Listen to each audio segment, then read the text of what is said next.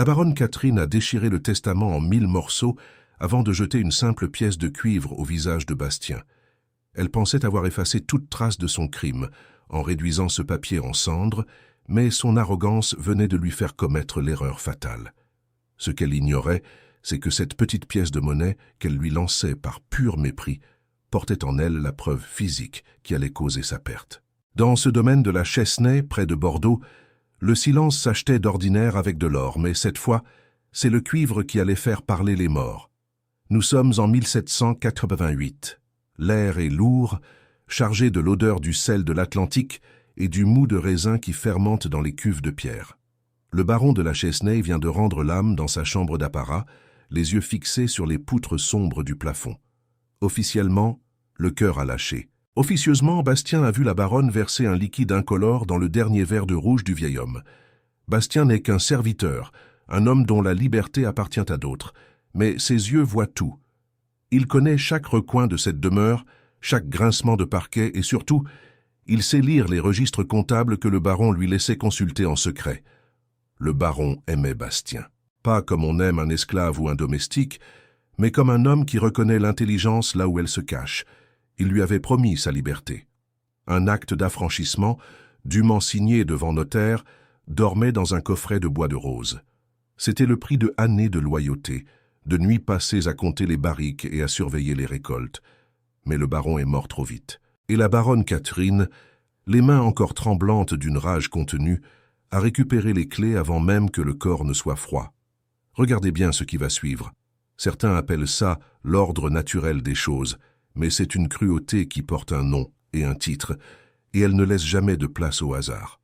Bastien se tenait debout dans le grand salon, là où les lustres de cristal projettent des ombres qui ressemblent à des barreaux sur les murs tapissés de soie. Catherine l'observait. Elle portait déjà son deuil, une robe de soie noire qui craquait à chacun de ses mouvements. Elle savait que Bastien savait.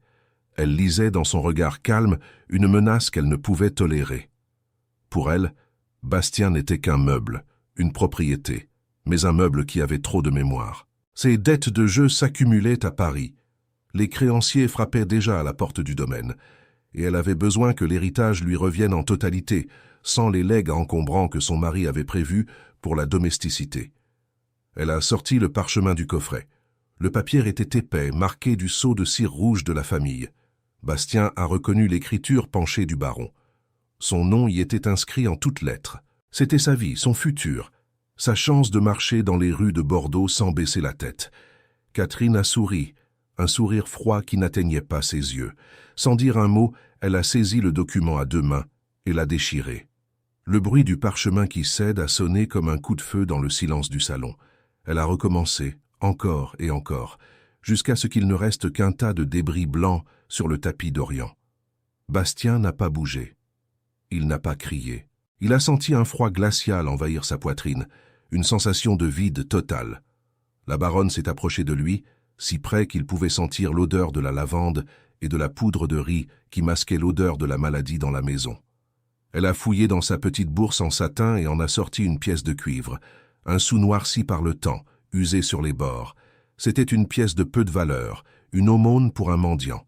Elle l'a jetée avec force. La pièce a frappé la pommette de Bastien, laissant une marque cuisante avant de rebondir sur le sol de marbre avec un tintement métallique sec.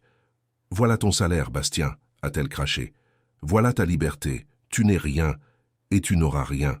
Si j'entends un seul mot sortir de ta bouche concernant les derniers jours de mon époux, ce ne sera pas un sou que tu recevras, mais le fouet, avant d'être envoyée aux galères pour vol. » Car elle avait déjà tout prévu. Dans la poche de la veste de Bastien, elle avait glissé quelques instants plus tôt une broche en émeraude qu'elle prétendrait avoir perdue. Le piège était refermé. Bastien s'est baissé pour ramasser la pièce. Ce n'était pas par soumission, mais par instinct. Ses doigts ont frôlé le métal froid. En se relevant, il a croisé le regard de la baronne. Elle y a vu de la défaite, et cela l'a rassurée. Elle a tourné les talons, faisant claquer ses talons sur le sol, persuadée d'avoir gagné. Elle pensait avoir brisé l'homme. Elle venait seulement de lui donner l'arme de sa vengeance. En sortant du salon, escorté par deux gardes qui le jetaient déjà vers les cuisines, Bastien a serré la pièce dans sa paume. Il a senti quelque chose de bizarre. La surface de la pièce n'était pas lisse comme elle aurait dû l'être. Il y avait des aspérités, des marques qui ne ressemblaient pas à l'usure habituelle du cuivre. C'était une pièce que le baron portait toujours sur lui. Un porte-bonheur, disait-il. Mais dans la pénombre du couloir, Bastien a remarqué une trace sombre sur la tranche de la pièce. Une substance sèche, d'un rouge très foncé, presque noir. Le baron n'était pas mort sans se battre. Dans ces derniers instants, alors que le poison lui brûlait les entrailles et que sa femme attendait qu'il expire, il avait dû trouver la force de laisser un message. Bastien se souvint alors du bruit qu'il avait entendu à travers la porte la nuit du drame. Un grattement métallique, lent et laborieux. Il pensait que c'était le baron qui cherchait son verre d'eau. C'était autre chose. Le soir même, Bastien fut jeté dans une cellule humide sous les cuisines, un trou à rats où l'on entreposait autrefois le charbon. La baronne ne voulait pas le faire arrêter tout de suite par la maréchaussée. Elle voulait d'abord qu'il craque, qu'il lui dise où le baron avait caché le reste des bijoux de famille qui manquaient à l'appel.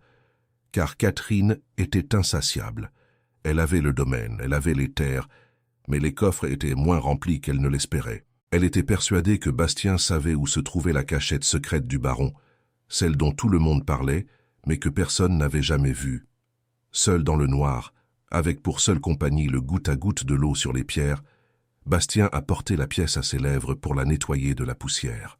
Le goût métallique du cuivre se mélangeait à un autre goût, plus âcre. C'était du sang, le sang du baron. En frottant la tranche de la pièce contre sa chemise en toile grossière, il a commencé à distinguer des encoches. Ce n'étaient pas des marques de dents ou des coups accidentels, c'étaient des traits précis, gravés avec une pointe de compas ou un stylet. À cet instant, un premier secret a commencé à se dévoiler dans son esprit. Le baron ne portait pas cette pièce pour la chance. Cette pièce était un objet unique, un jeton de présence que les maîtres de domaine utilisaient parfois pour marquer des transactions spéciales. Mais celle-ci avait été modifiée. Les encoches sur la tranche formaient une sorte de code, une clé mécanique simplifiée. Bastien, qui avait aidé le baron à réparer les horloges du château, comprit soudain que cette pièce n'était pas destinée à être dépensée. Elle était destinée à être insérée quelque part. Mais où? La demeure de la Chesnay comptait plus de 40 pièces, des centaines de meubles, des milliers de livres. La baronne allait revenir le voir au matin. Elle utiliserait la manière forte. Elle avait déjà appelé le capitaine de la maréchaussée, un homme nommé Morel, connu pour sa brutalité et son penchant pour les pots de vin. Si Bastien ne trouvait pas un moyen de sortir de cette cave, ou de transmettre cette pièce à quelqu'un de confiance, la vérité mourrait avec lui dans les eaux sales de la Garonne ou sur les bancs des galères de Toulon. Le problème, c'est que dans cette maison, la peur était plus forte que la justice. Madame Lefebvre, la gouvernante, avait tout vu aussi, ou du moins elle s'en doutait, mais elle avait des enfants à nourrir et une place à tenir. Elle évitait le regard de Bastien depuis des jours. Pourtant, c'était elle qui apportait le maigre bouillon le soir. Bastien savait qu'il n'aurait qu'une seule chance de la convaincre. Il devait ouvrir un premier cercle de vérité avant que le nœud coulant ne se resserre. La nuit avançait. Le silence du domaine n'était rompu que par le cri strident d'un paon dans la cour d'honneur, un son qui ressemblait à un cri d'agonie humaine. La baronne, en haut dans sa chambre de soie, devait sans doute fêter sa victoire avec une bouteille de son meilleur cru, inconsciente du fait qu'elle avait donné à sa victime le seul outil capable d'ouvrir la porte de l'enfer qu'elle s'était elle-même construite. Bastien fixait le sou de cuivre. Il brillait faiblement sous le mince filet de lune qui passait par le soupirail. Il savait maintenant que ce n'était pas une insulte, c'était une mission. Le baron lui avait confié sa dernière volonté, non pas sur un papier que l'on peut brûler, mais dans le métal que l'on peut seulement cacher. Mais pour que la justice triomphe, il fallait que cette pièce arrive entre les mains de l'homme le plus froid et le plus dangereux de la région, le notaire Vaugrenard. Un homme qui n'avait pas d'amis, seulement des preuves. Mais comment un prisonnier accusé de vol pourrait-il faire parvenir un sou de cuivre à un notaire royal sans que la baronne ne s'en aperçoive? Le risque était immense. Si Madame Lefebvre le trahissait, si elle montrait la pièce à Catherine, Bastien n'aurait même pas le droit à un procès. Il serait battu à mort dans cette cave même et son corps disparaîtrait dans les vignes pour servir d'engrais. Le temps pressait. Au-dessus de sa tête, il entendit le bruit de pas lourds. Ce n'était pas la gouvernante. C'était le capitaine de la maréchaussée qui arrivait plus tôt que prévu. La baronne voulait en finir. Elle voulait que Bastien disparaisse avant que le testament ne soit officiellement déclaré perdu. Le plan était simple, une accusation de vol, une arrestation immédiate, et Bastien serait emmené dans la nuit, loin des regards indiscrets. Bastien serra les dents. Il sentit la broche en émeraude que la baronne avait glissée dans sa poche avant de l'enfermer. Elle était là, la preuve de son prétendu crime. Il devait s'en débarrasser, mais il devait garder la pièce. Il regarda autour de lui. La cave était nue, rien pour creuser, rien pour cacher, sauf peut-être le mur de fond, là où l'humidité avait effrité le mortier entre les pierres. C'est là que le destin a frappé une seconde fois. En grattant le mur pour y glisser la broche volée, Bastien a senti un courant d'air froid. Une pierre ne tenait pas. En la tirant, il n'a pas trouvé de la terre, mais un vide. Un conduit de service, un de ces anciens passages pour la chaleur ou pour évacuer les eaux qui communiquaient avec les étages supérieurs. Un passage que même la baronne, qui détestait les recoins sales de sa propre maison, ignorait totalement. L'espoir est une chose dangereuse dans un monde de chaînes, mais c'est la seule chose qui restait à Bastien. Il savait maintenant que la pièce de cuivre ne resterait pas longtemps dans cette cave, mais il ignorait encore que la baronne, dans sa paranoïa croissante, avait commencé à fouiller la bibliothèque, jetant les livres au sol, cherchant désespérément ce que le sou de cuivre était censé ouvrir. Elle sentait que quelque chose lui échappait. Elle sentait que le fantôme de son mari n'en avait pas fini avec elle. Le jeu de dupe venait de commencer, et dans cette partie, la pièce la plus insignifiante allait devenir la reine du plateau. Bastien ne cherchait plus seulement sa liberté. Il cherchait à ce que chaque morceau de papier déchiré, chaque insulte jetée, et chaque goutte de poison versée soit payée au prix fort. Le sou de cuivre était peut-être noirci, mais il allait bientôt éclairer les secrets les plus sombres de la Chesney. Le bruit des bottes ferrées sur le plancher juste au-dessus de sa tête résonnait comme des coups de marteau sur un cercueil. Bastien, recroquevillé dans l'obscurité de la cave, sentait la poussière tomber des solives à chaque pas du capitaine Morel. L'air était si épais qu'on aurait pu le couper au couteau, un mélange d'humidité rance, de vieux charbon et de la peur pure qui émanait des pores du prisonnier. La baronne n'avait pas perdu de temps. Elle ne voulait pas laisser à Bastien une seule nuit pour réfléchir ou, pire, pour parler à quelqu'un d'autre. Remarquez bien ceci. Dans ces grandes demeures bordelaises, les murs ont des oreilles, mais les caves ont des secrets que personne ne veut déterrer de peur qu'ils ne fassent s'écrouler toute la bâtisse. La porte de la cave grinça sur ses gonds rouillés. Une lueur jaune et vacillante descendit l'escalier, projetant l'ombre immense d'un homme sur les murs de pierre. Le capitaine Morel entra, sa main droite posée sur le pommeau de son sabre, l'autre tenant une lanterne qui empestait l'huile de mauvaise qualité. Derrière lui, la baronne Catherine restait sur la dernière marche, relevant soigneusement les pans de sa robe de deuil pour ne pas les salir au contact du sol terreux. Son visage était de marbre, mais ses doigts, crispés sur un mouchoir de dentelle, trahissaient une agitation que Bastien fut le seul à remarquer. Morel ne s'embarrassa pas de politesse. Il s'approcha de Bastien et d'un coup de botte brutal dans les côtes, le força à se redresser contre le mur. La douleur fut immédiate, fulgurante, mais Bastien ne lâcha pas un cri. Il avait les mains liées, mais ses doigts serraient toujours au creux de sa paume le sou de cuivre que la baronne lui avait jeté par mépris. C'était son seul trésor, sa seule arme. Le capitaine fouilla grossièrement les poches de Bastien. Il en sortit la broche en émeraude que la baronne y avait dissimulée. Morel fit jouer la lumière sur la pierre précieuse et eut un rire gras qui fit vibrer l'air confiné de la cellule. Il se tourna vers la baronne avec un regard entendu. Pour lui, l'affaire était classée. Un esclave, un bijou volé et une veuve éplorée. C'était le genre de dossier qui se réglait en 5 minutes avant d'aller boire un coup à l'auberge du port. Mais Catherine ne souriait pas. Elle s'avança d'un pas, ses yeux brûlants d'une rage froide. Elle ne voulait pas seulement la broche. Elle voulait savoir où était le reste.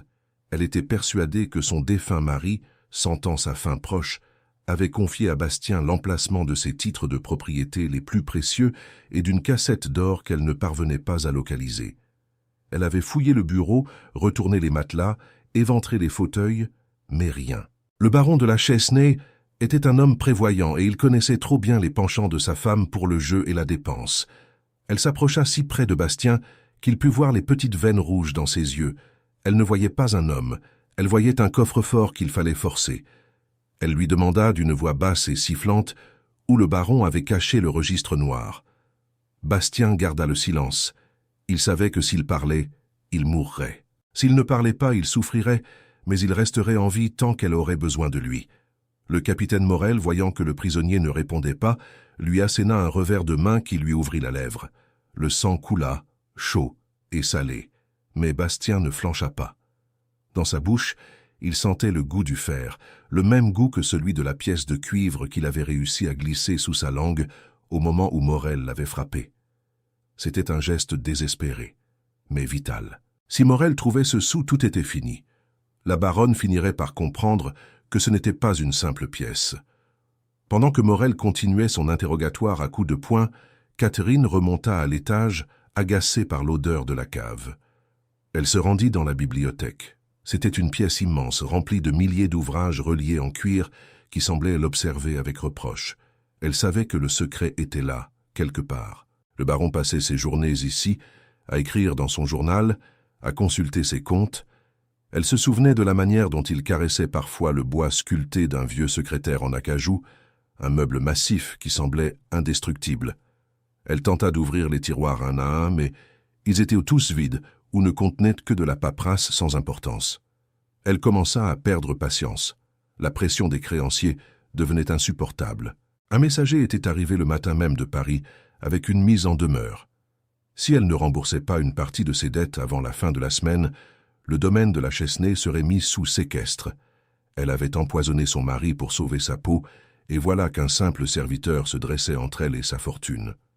C'est alors qu'elle entendit un bruit sourd venant du couloir. Elle se figea. Madame Lefebvre, la gouvernante, se tenait sur le pas de la porte, un plateau à la main. Ses yeux faisaient la navette entre la baronne déchaînée et le désordre de la pièce. La gouvernante savait. Elle avait vu la baronne sortir de la chambre du baron avec un flacon vide la nuit du décès. Elle avait entendu les râles de l'agonisant. Mais Madame Lefebvre avait peur. Elle habitait le domaine depuis 30 ans, et elle savait que la baronne était capable de tout pour maintenir son rang. Catherine lui ordonna de sortir, mais la gouvernante resta là, immobile. Elle dit d'une voix tremblante que le notaire Vaugrenard venait d'arriver dans la cour d'honneur. La baronne blêmit. Vaugrenard n'était pas censé venir avant 2 jours. C'était un homme de loi rigide, un de ceux que l'on ne peut pas acheter. S'il découvrait que le testament original avait été détruit, il lancerait une enquête officielle. Si vous ne supportez pas de voir l'injustice porter une couronne de soie pendant que les innocents saignent dans l'ombre, abonnez-vous. Et dites-moi, ce sou de cuivre que Bastien cache au prix de sa vie, était-ce une simple erreur de la baronne ou le destin qui reprenait ses droits? La baronne descendit précipitamment pour accueillir le notaire, laissant Morel finir son sale boulot dans la cave. Bastien, à demi inconscient au sol, entendit les pas de la baronne s'éloigner. Il savait qu'il n'avait plus beaucoup de temps. Morel était fatigué de frapper. Il voulait remonter boire un coup. Le capitaine jeta un dernier regard méprisant à Bastien, cracha au sol et referma la lourde porte de bois, laissant le prisonnier dans le noir complet. Mais Bastien n'était pas seul. Quelques minutes plus tard, il entendit le cliquetis familier des clés de la gouvernante. Madame Lefebvre se glissa dans la cellule, une miche de pain cachée sous son tablier. Elle s'approcha de lui, les larmes aux yeux, et commença à essuyer le sang sur son visage avec un linge humide. Elle murmura qu'elle était désolée, qu'elle ne pouvait rien faire contre la baronne. Bastien ouvrit les yeux. Il recracha la pièce de cuivre dans sa main sanglante. Il fixa la gouvernante et lui demanda de porter cet objet au notaire Vaugrenard. Madame Lefebvre recula, terrifiée. Elle savait que si elle était prise avec cet objet, elle serait pendue comme complice. Mais Bastien insista. Il lui dit que c'était la seule volonté du baron, que ce sou contenait la vérité sur sa mort. Il lui expliqua dans un souffle que la pièce n'était pas ce qu'elle semblait être. La gouvernante hésita. Elle regarda la pièce, puis l'homme brisé devant elle. Elle se souvint de la bonté du baron, de la façon dont il l'avait aidé quand son fils était tombé malade. Elle prit la pièce, la sentit froide et lourde dans sa paume, et la glissa dans sa poche profonde. Elle n'eut pas le temps de dire un mot de plus, car la voix de Morel résonna déjà dans l'escalier. Elle s'enfuit par une porte dérobée qui menait aux offices, laissant Bastien avec un mince espoir. Pendant ce temps, dans le grand salon, Le notaire Vaugrenard s'était installé à la table de marbre. Il déballait ses dossiers avec une lenteur exaspérante pour la baronne. Il demanda à voir le testament original pour entamer la procédure de succession. Catherine, feignant une immense tristesse, expliqua que son mari, dans un moment de délire avant sa mort, avait jeté ses papiers personnels dans la cheminée. Elle affirma que Bastien, le serviteur infidèle, avait profité de la confusion pour voler des bijoux et sans doute d'autres documents. Vaugrenard lissa sa moustache, ses yeux gris scrutant le visage de la baronne. Il ne dit rien, mais son silence était lourd de sous-entendus. Il savait que le baron de la Chesnaye n'était pas homme à détruire ses propres volontés, même dans le délire. Il demanda alors à interroger le personnel. Catherine sentit un froid lui glacer le sang. Elle ne pouvait pas refuser sans paraître suspecte, mais elle savait que si Vaugrenard parlait à Bastien ou à la gouvernante, son château de cartes s'écroulerait. Le problème est que Morel, dans sa stupidité, avait laissé la porte de la cave mal verrouillée après son passage. Bastien, malgré ses blessures, sentit que le peigne n'était pas totalement engagé. Il poussa la porte de l'épaule.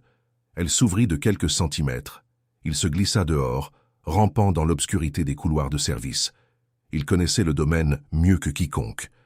Il savait qu'il y avait un passage derrière les boiseries de la bibliothèque qui permettait d'écouter ce qui se disait dans le salon. Il arriva derrière la cloison juste au moment où Vaugrenard posait une question cruciale. « Madame, où est la pièce de cuivre que votre époux portait toujours sur lui? Il m'avait dit un jour que sans elle, son héritage n'aurait aucun sens. » La baronne se figea.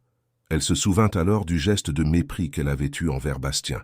Elle se souvint avoir jeté cette pièce au visage de l'esclave. Elle bafouilla qu'elle ne savait pas de quoi il parlait, que c'était sans doute une babiole sans valeur que le serviteur avait volée avec le reste.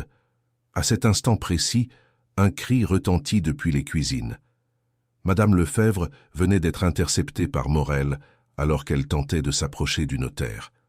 Le capitaine l'avait attrapée par le bras et, en la secouant, il avait fait tomber la pièce de cuivre au sol. Le sou roula sur les dalles de pierre, émettant un son cristallin qui sembla résonner dans toute la maison. Bastien, derrière la cloison, retint sa respiration.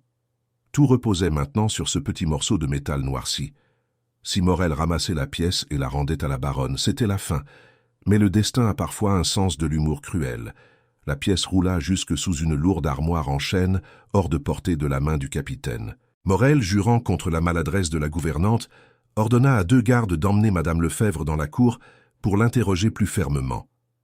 La baronne, dans le salon, avait entendu le tumulte. Elle s'excusa auprès du notaire et sortit en hâte, le visage décomposé. Elle devait récupérer cette pièce. Elle sentait maintenant que ce n'était pas seulement une aumône, mais une menace réelle.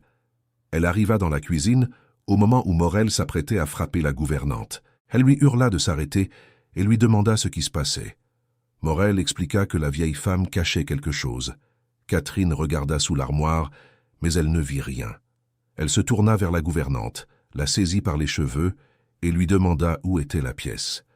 Madame Lefebvre, portée par un courage qu'elle ne soupçonnait pas, répondit qu'elle l'avait avalée. C'était un mensonge, mais cela suffit à semer le doute dans l'esprit de la baronne. Pendant ce temps, Bastien était sorti de sa cachette. Il ne pouvait pas laisser Madame Lefebvre payer pour lui. Il se dirigea vers le salon, là où le notaire Vaugrenard attendait seul. Il entra, couvert de sang et de poussière, l'air d'un spectre revenu d'entre les morts. Vaugrenard ne sursauta pas. Il regarda l'homme avec une curiosité froide. Bastien s'approcha de la table et dit d'une voix rauque « Monsieur le notaire, la vérité n'est pas dans l'estomac de la gouvernante. Elle est sous l'armoire de la cuisine, et elle est gravée dans le sang de mon maître. » Vaugrenard se leva lentement. Il comprit que le moment de vérité était arrivé. Mais ce qu'il ne savait pas, c'est que la baronne, entendant la voix de Bastien, revenait vers le salon avec le pistolet de Morel à la main. Elle était prête à tout pour que ce serviteur ne parle plus jamais. Le silence de la maison fut soudain rompu par le fracas d'un vase de cristal que Bastien renversa pour attirer l'attention des gardes restés dehors, espérant créer assez de chaos pour que le notaire puisse récupérer la preuve. La pièce de cuivre, oubliée sous l'armoire, attendait que quelqu'un vienne la chercher. Mais pour l'instant, c'est le canon d'une arme qui pointait vers la poitrine de Bastien. Le canon du pistolet brillait sous la lumière froide des bougies. La baronne Catherine ne tremblait pas. Sa main gantée de dentelle noire tenait l'arme avec une fermeté qui disait tout de sa détermination. Elle était acculée. Dans son esprit, le calcul était simple. Supprimer Bastien, le témoin gênant, et faire passer cela pour un acte de légitime défense face à un esclave rebelle et voleur. Le notaire Vaugrenard, lui, restait assis, les mains posées à plat sur la table de chêne, observant la scène avec une neutralité qui frisait l'inhumanité. Le silence dans le salon était si lourd qu'on aurait pu entendre une araignée tisser sa toile dans les boiseries. Bastien sentait la sueur couler le long de sa colonne vertébrale, une trace glacée sur sa peau meurtrie. Il regardait fixement le petit trou noir au bout du canon. Il savait que si elle pressait la détente, la vérité s'éteindrait avec lui. Mais ce qu'il savait aussi, c'est que la baronne commettait une erreur de débutante. Elle parlait trop. L'arrogance est un venin qui finit toujours par paralyser celui qui l'utilise. « Posez cette arme, madame », dit enfin Vaugrenard d'une voix monocorde. Le sang sur les tapis n'a jamais aidé à régler une succession. Sa voix n'était pas celle d'un héros, mais celle d'un homme qui déteste le désordre administratif. Pour lui, un meurtre dans son bureau improvisé signifiait des heures de rapports à la prévôté, et il avait horreur de perdre son temps. Catherine ne baissa pas le pistolet. Elle affirma, la lèvre retroussée par le dégoût, que Bastien l'avait menacée. Elle prétendit qu'il cherchait à extorquer de l'argent en inventant des fables sur la mort du baron. Elle jouait son va-tout. Elle savait que sa réputation était déjà entachée par ses dettes, mais elle comptait sur le mépris naturel de la noblesse pour la parole d'un serviteur. Pendant ce temps, dans la cuisine, la situation basculait. Le capitaine Morel, irrité par le silence de la gouvernante, l'avait jeté au sol. Il ne voyait pas le petit Jean, le fils de la cuisinière, qui s'était faufilé entre les jambes des gardes. Le gamin était vif comme une anguille. Il avait vu où la pièce de cuivre avait roulé. Sous la lourde armoire, dans la poussière et les débris de charbon, le sou de cuivre brillait d'un éclat terne. L'enfant se jeta à plat ventre, ignorant les éclats de voix et les bruits de lutte. Ses petits doigts griffèrent le sol poisseux. Il sentit le métal froid. Il l'attrapa et, sans demander son reste, se glissa sous la grande table de préparation. Il savait qu'il tenait quelque chose d'important. Il avait vu Bastien le ramasser comme si c'était sa propre vie. Madame Lefebvre, voyant le gamin se relever avec un clin d'œil complice, trouva soudain une force nouvelle.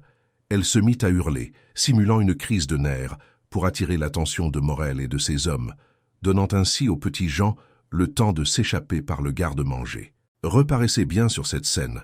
Le destin d'un empire viticole et la vie d'un homme reposaient entre les mains d'un gamin de 10 ans qui courait dans les couloirs sombres avec un sou noirci. Dans le salon, la tension montait d'un cran. Bastien fit un pas en avant, ignorant la menace de l'arme. Il commença à parler du registre noir. Il décrivit précisément le contenu du coffre secret, les titres de propriété, les reconnaissances de dettes de la baronne et surtout le journal intime où le baron notait chaque jour ses soupçons. Il raconta comment chaque soir le vieil homme versait une goutte de son vin sur une plaque de test pour vérifier s'il n'était pas amer. Il expliqua que le baron savait qu'il était empoisonné, mais qu'il était trop faible pour agir ouvertement. La baronne pâlit. Comment Bastien pouvait-il savoir pour les tests de vin? C'était un secret que même elle ignorait. Le doute commença à s'insinuer dans l'esprit de Vaugrenard. Le notaire se tourna vers Catherine. Il lui demanda pourquoi elle semblait si terrifiée par les paroles d'un simple voleur. Catherine bafouilla que c'étaient des mensonges, des inventions de l'esprit d'un homme qui avait trop écouté aux portes. C'est alors que le petit Jean entra dans la pièce, essoufflé, le visage barbouillé de suie. Il ne regarda ni la baronne ni le pistolet. Il alla droit vers le notaire Vaugrenard et déposa la pièce de cuivre sur la table. Le tintement du métal sur le bois fut comme un coup de tonnerre. « Bastien a dit que c'était pour vous », murmura l'enfant, avant de s'enfuir. Vaugrenard prit la pièce. Il la souleva vers la lumière des bougies. Ses yeux s'agrandirent. Il ne vit pas seulement un sou de cuivre. Il vit les marques sur la tranche. Il vit les encoches précises. Le travail d'un homme qui savait qu'il n'avait plus que quelques minutes à vivre. Il vit aussi la tache sombre, ce sang séché, qui portait la signature d'un meurtre. Si vous ne supportez pas ce genre de trahison, où ceux qui ont tout veulent encore voler l'espoir de ceux qui n'ont rien se inscrit, et dites-moi dans les commentaires, est-ce que cette pièce est un simple hasard ou le dernier piège d'un homme qui connaissait trop bien la cupidité de sa femme? La baronne Catherine sentit le sol se dérober sous ses pieds. Elle pointa le pistolet vers le notaire. « Donnez-moi cette pièce, Vaugrenard. C'est un objet de famille. Elle ne vous appartient pas. » Sa voix était devenue aiguë, presque hystérique. Elle ne feignait plus le deuil. Elle montrait son vrai visage, celui d'une prédatrice acculée. Le notaire ne sia pas.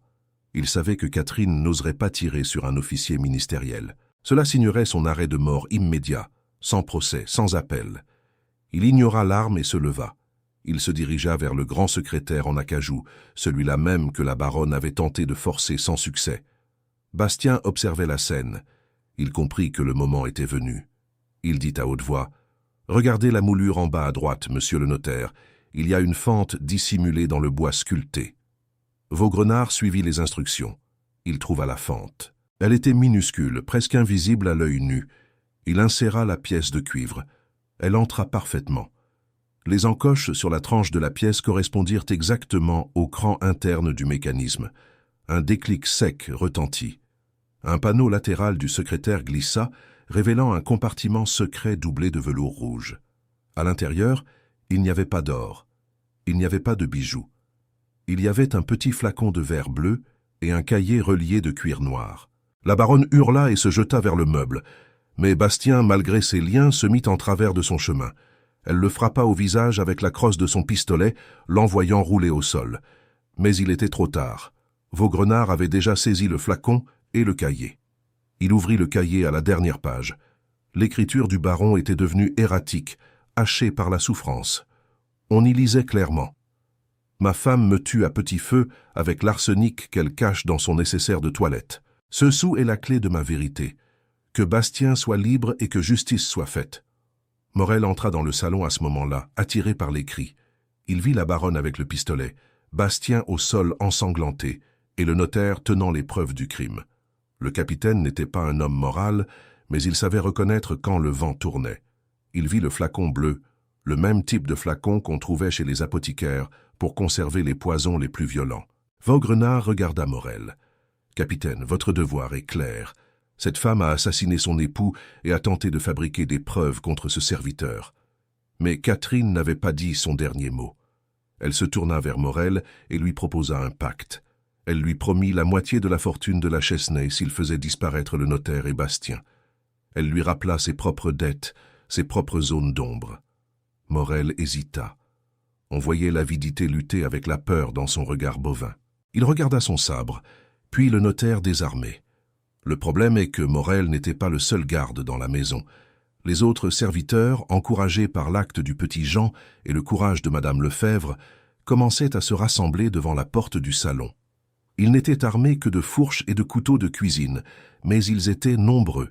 Ils avaient entendu les paroles du baron lues par le notaire. Ils avaient subi les caprices de la baronne pendant des années. L'air dans la pièce devint électrique. La baronne comprit qu'elle ne contrôlait plus rien. Elle tenta de se diriger vers la fenêtre pour s'échapper, mais Bastien se releva, s'essuyant le sang qui coulait de son front. Il lui barra le passage. « L'or achète le silence, madame, » dit-il d'une voix calme qui fit frissonner l'assistance. « Mais ce cuivre vient de signer votre arrêt de mort. » Morel, voyant la foule de serviteurs en colère et le notaire imperturbable, comprit que sa prime ne valait pas sa tête. Il s'approcha de la baronne et, d'un geste sec, lui arracha le pistolet des mains. Il lui annonça qu'elle était en état d'arrestation au nom du roi. Catherine s'effondra sur le tapis, ses mains griffant la soie de sa robe. Elle se mit à rire, un rire nerveux et brisé qui résonna lugubrement dans le salon. Elle criait qu'il ne pouvait rien prouver, que le journal d'un mourant n'avait aucune valeur légale, mais elle oubliait le flacon bleu. Vaugrenard le déboucha avec précaution. L'odeur d'amande amère qui s'en dégagea ne laissait aucune place au doute. Le notaire se tourna vers Bastien. Il sortit un couteau de sa poche et trancha les liens qui lui sciaient les poignets. Bastien frotta ses marques rouges, ses yeux fixés sur la pièce de cuivre qui était restée dans la serrure du secrétaire. Mais alors que tout semblait résolu, un bruit de galop retentit dans la cour. Un détachement de la garde royale arrivait. Non pas pour arrêter la baronne, mais pour saisir le domaine au nom d'un créancier de Paris qui avait obtenu une ordonnance d'expulsion immédiate. La baronne avait tellement joué qu'elle n'avait même plus de domaine à perdre. La situation devint chaotique. Si les gardes royaux prenaient le contrôle, les preuves pourraient être détruites dans la confusion de la saisie. Vaugrenard comprit qu'il devait agir vite s'il voulait que la justice passe avant la faillite. Il ordonna à Morel de conduire la baronne dans la calèche du notaire pour l'emmener immédiatement à Bordeaux. Bastien, lui, regardait la foule de serviteurs qui allaient se retrouver à la rue. Il savait que le testament original, celui que Catherine avait déchiré, contenait une clause qu'elle n'avait pas lue dans sa hâte. Une partie des terres devait revenir à la domesticité en cas de décès du baron sans héritier direct. Mais le testament était en lambeaux sur le tapis du salon, et les gardes royaux frappaient déjà à la porte d'entrée.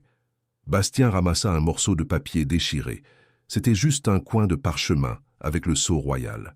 Il comprit que sa bataille pour la liberté ne faisait que commencer. Le sou de cuivre avait ouvert le secret du meurtre, mais il fallait maintenant sauver l'héritage de tous. Il regarda le notaire. Vaugrenard avait le cahier noir sous le bras.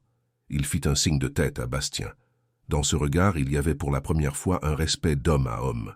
« Le cuivre a fait son œuvre, Bastien, » dit le notaire. « Maintenant, voyons si le papier peut encore parler. » La baronne Catherine hurlait comme une bête qu'on mène à l'abattoir, mais ses cris s'étouffaient dans la boue de la cour d'honneur.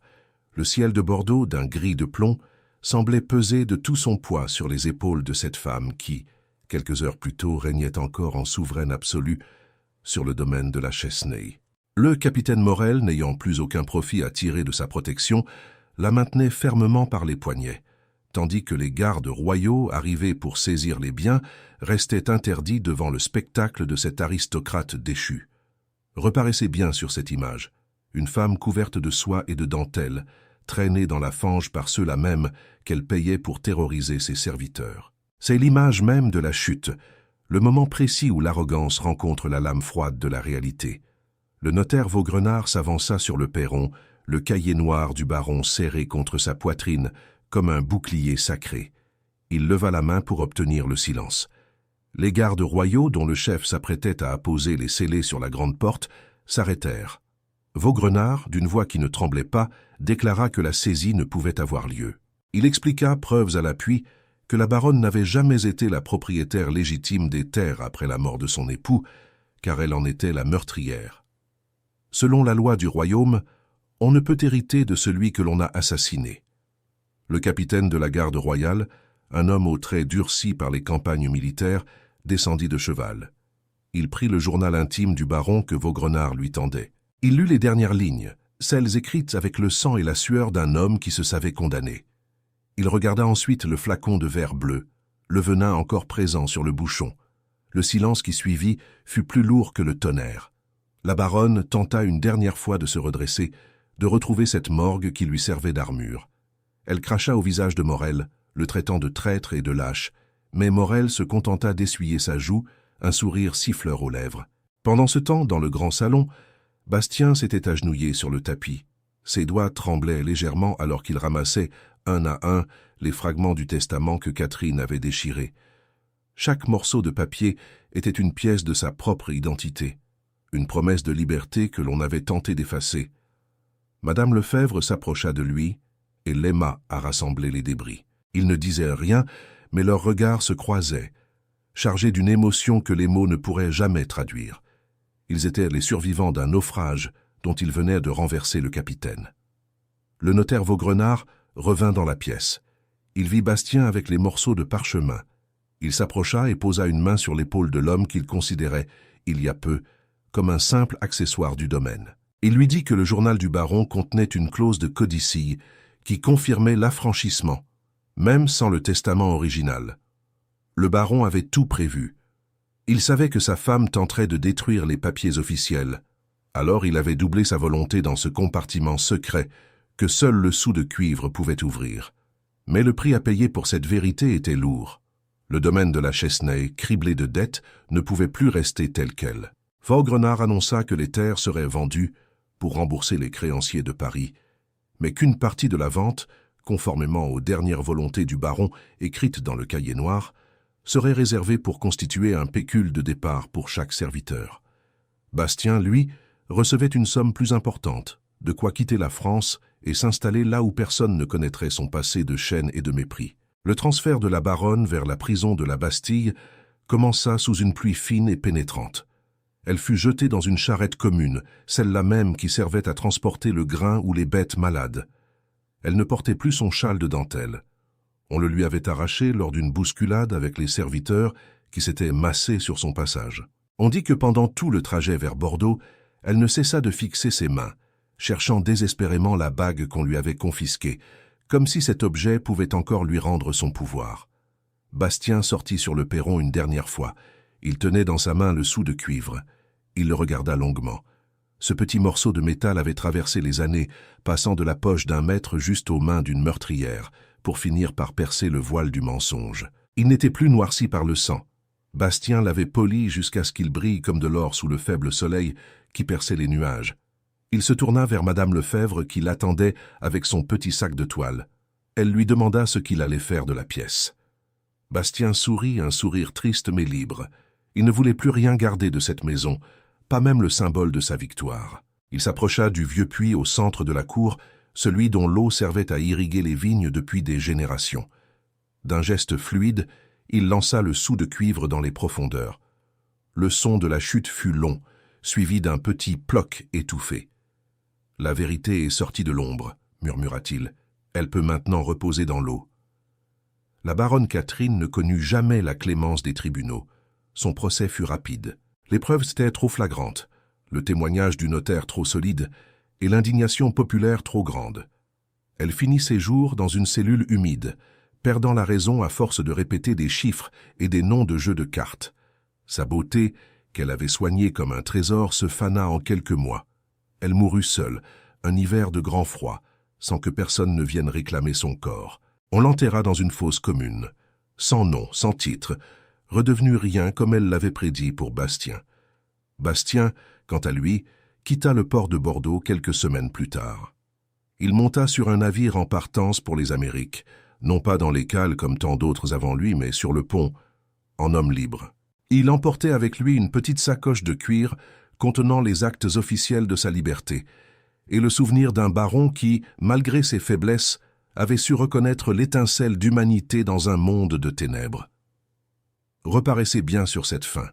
L'année 1789 approchait à grands pas.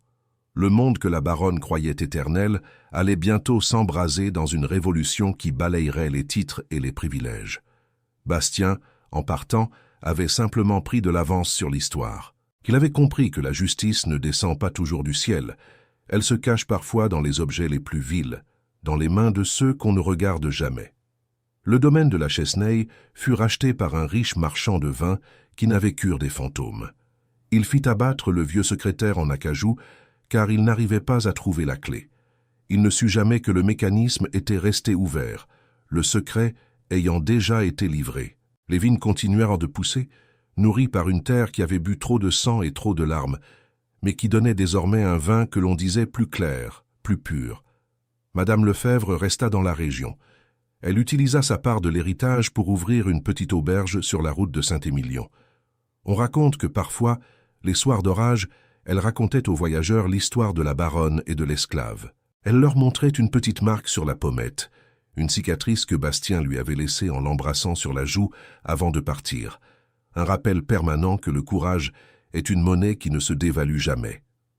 Le crime parfait n'existe pas, car il y a toujours un détail, un reste de cuivre, une tache de sang ou un enfant trop curieux pour laisser le mal triompher totalement. La baronne pensait avoir tout effacé en déchirant un papier. Elle n'avait fait que graver sa propre condamnation dans la mémoire des hommes. Ce inscrit. Ici, on ne raconte pas de jolies histoires, on déterre les vérités que les puissants ont voulu cacher sous le marbre.